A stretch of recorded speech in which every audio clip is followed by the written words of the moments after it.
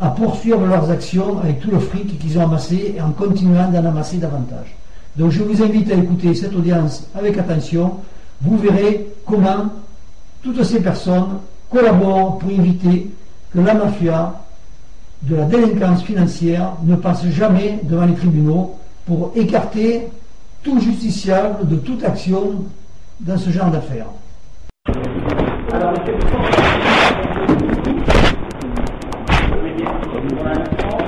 Bonjour. Alors, dans ce dossier, les convocations au point, monsieur Jean-René Amourou. Je le représente, monsieur le président. Et monsieur Jean-Marc Buisson. Monsieur Buisson. Alors, est-ce que monsieur Buisson a été recité? Monsieur Buisson n'a pas été recité pour aujourd'hui.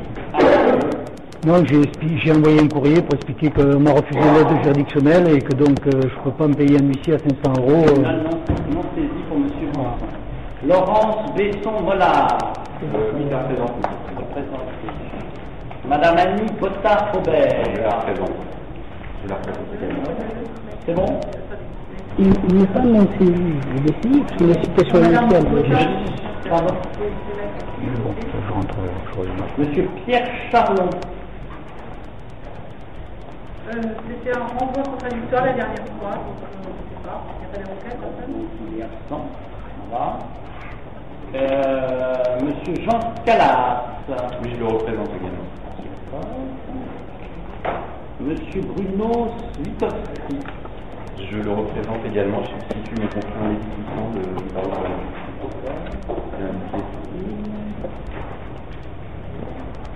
Monsieur Yves Deschamps.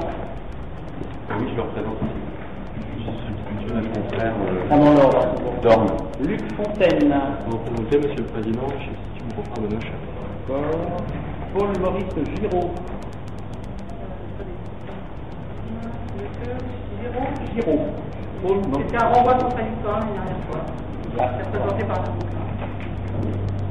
Monsieur François Lambert. Il a été cité au 14 janvier.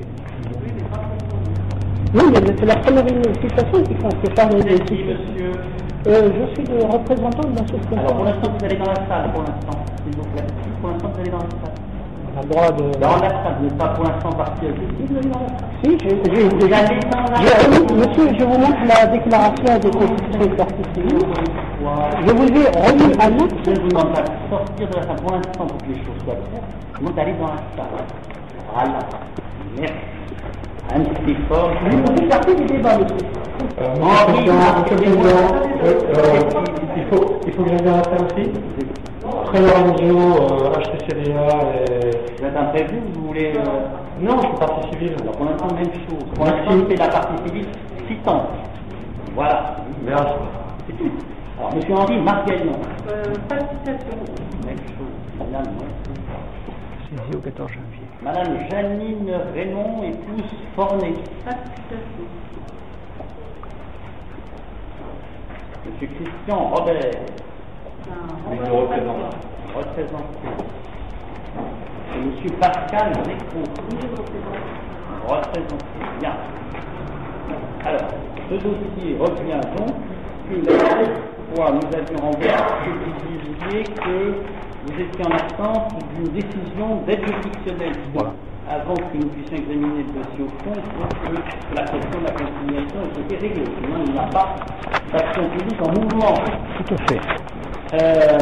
Alors, qu'est-ce que vous en dites de cette demande? Alors, de cette demande, donc justement, c'est l'objet de mes conclusions que j'ai dû avoir aujourd'hui.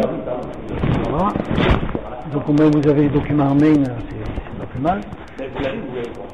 L'aide juridictionnelle, alors, on me l'a donné au mois de mai pour Boulan-Josette, et au mois de juin, on m'a refusé pour vous, avec le même dossier, enfin, pour les personnes que je fais citer. Voilà.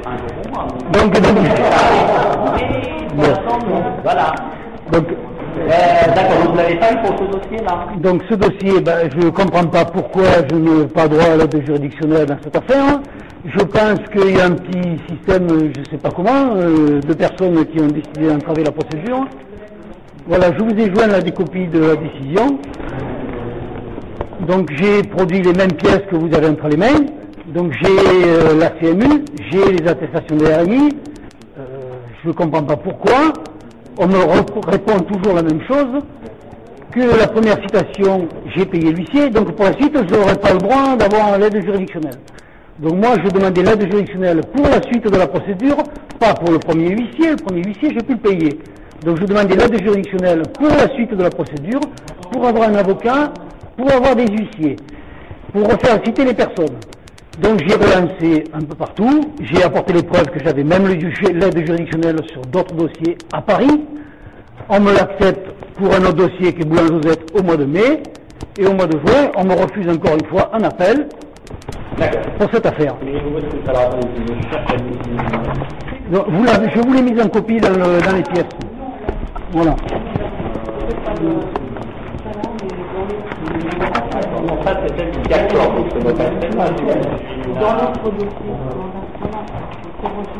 Mais je vous ai joint les deux, celle de Boulan-Josette et celle qui refuse. Je vais vous remettre une requête prioritaire en fonctionnalité de l'article sur la fonctionnalité. Monsieur, je vous ai déjà expliqué la dernière fois. Monsieur, vous permettez que je parle. Je vous ai déjà expliqué la dernière fois que tant que l'action publique n'est pas mise en mouvement par la citation formée, et il ne peut pas y avoir de citation complémentaire. Si vous voulez reprendre à votre compte, vous faites une citation avec je suis pas encore saisi. Je suis pas encore saisi sur le paiement de la consignation de la dispense. Voilà. Donc pour l'instant, vous retournez dans la salle. Ça se passe entre monsieur et le tribunal. la constitutionnalité sur l'article qui prévoit la constitution, parce que c'est une loi dans l'endroit fondamental d'accès à la justice. En attendant, vous empêchez M. Parlet de s'exprimer. De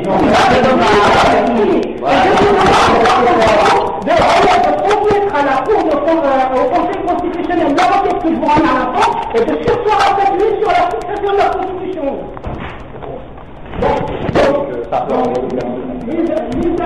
Bien, alors. Les articles.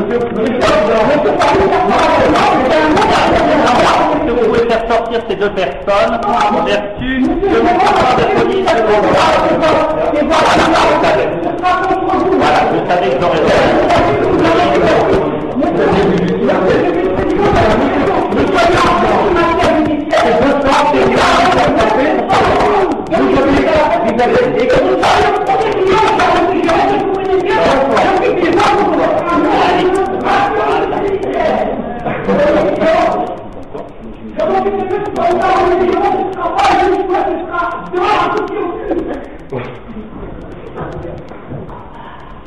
Voilà, bon, alors, monsieur, finissez vos explications. Voilà, maintenant qu'on est un peu... Donc, je vous ai produit... Non, mais c'est bon, s'il est silencieux, ça va. Alors, voilà, c'est pas... Donc, la différence avec les super principes, c'est que monsieur n'est pas excité, puis voilà. la première... Pardon, excusez-moi, j'ai eu affaire aux heures, fini par mélange. Donc, vous voyez, je vous ai remis une décision d'aide juridictionnelle qui est du 11 mai 2010. À J Total, avec mes pièces. Bon. Derrière, je vous ai remis la réponse peu de temps après, le refus pour cette audience. Vous avez fait un recours ou pas? Ah ben ça c'est le recours, c'est la réponse sur recours, donc il n'y a plus de recours possible derrière. Donc derrière j'ai renvoyé une nouvelle demande, on m'a répondu que ça avait été déjà l'objet d'une réponse, et donc voilà. Donc j'ai plus droit à faire quoi que ce soit. Donc vous voyez, donc je vous ai joint quelques copies de documents qui étaient dans le bureau d'aide juridictionnelle, où j'ai précisé recours et demande complémentaire. Vous voyez, j'ai même précisé le nom d'un avocat, parce qu'à l'époque, il y avait M. de la Fuente qui s'intéressait à l'affaire, il n'est plus là, donc je ne sais pas, parce qu'il avait dû voir que l'aide juridictionnelle a été refusée, donc il est parti. J'avais demandé la désignation d'avocats complémentaires, d'huissiers complémentaires pour refaire citer. Voilà, il y a même une lettre où j'avais reprécisé tout ça. J'avais produit l'aide juridictionnelle, j'ai juste complété aujourd'hui parce qu'il y a le mois d'août qui n'était pas dedans. Mais bon, toutes ces demandes, tout ça avait été produit. Chez la CMU, bon, je veux dire, j'ai ma attestation d'impôt sur le revenu, 0 €, j'ai aucun revenu. Donc ils ont tous les documents, je ne comprends pas pourquoi aujourd'hui on me refuse l'aide juridictionnelle en disant que j'ai payé le premier huissier, Du moment que j'ai payé le premier huissier, j'ai plus droit à l'aide juridictionnelle. Oui, C'est quand même, alors que j'apporte toutes les précisions. Hein, je dis, Madame la greffière me demande de refaire citer les personnes, je l'ai écrit. Et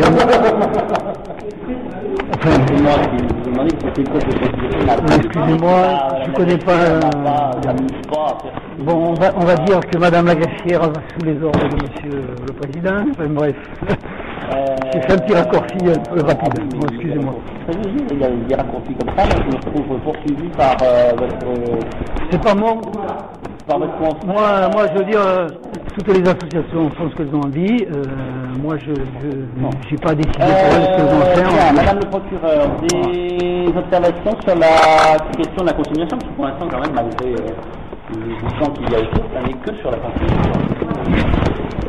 Alors, retournez-vous à votre banc. Le tribunal n'est pas prévu pour certaines personnes. Pour le reste, il est en ordre de considérer que ces personnes-là sont citées puisqu'elles sont représentées. Pour la consignation, je m'oppose à la dispense. Monsieur Formet, on a des éléments qui démontrent qu'il a des revenus bien supérieurs à ce qu'il présente. Je voudrais bien voir les documents parce que là. Madame la procureure, Notamment que suite à son divorce, il a pu obtenir une somme assez importante évaluée à 313 000 et quelques euros. Attendez, la liquidation de communauté n'est pas faite, madame. Donc je ne sais pas comment vous avez pu apprendre ça. La preuve est également donnée par le fait que M. Formet n'a pas obtenu l'aide juridictionnelle que celle-ci lui a été refusée. La consignation doit tenir compte aussi bien des ressources de M.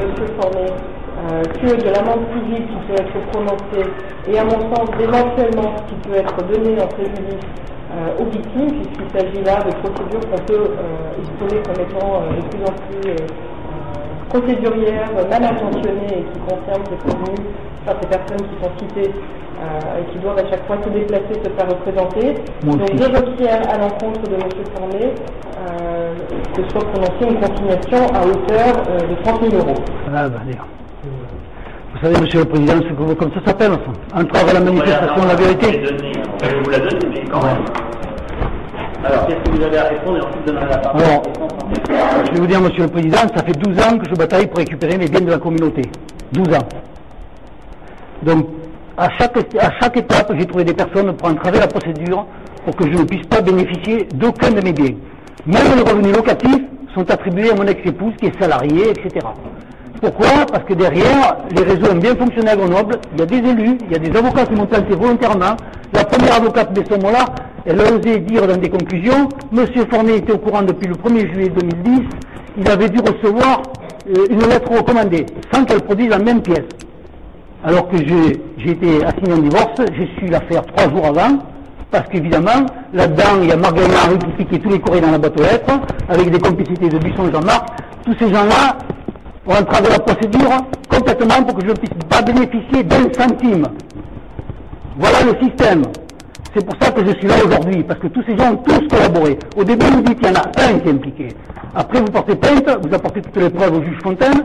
Monsieur Fontaine casse ensuite avec tout en main. Attendez, on va pas aborder le fond la première. Voilà. Donc c'est pour vous dire ce qui se passe. Donc aujourd'hui, ma liquidation de communauté n'est toujours pas prononcée. Ça doit être, le verdict est au 29 octobre 2010, d'appel. Voilà.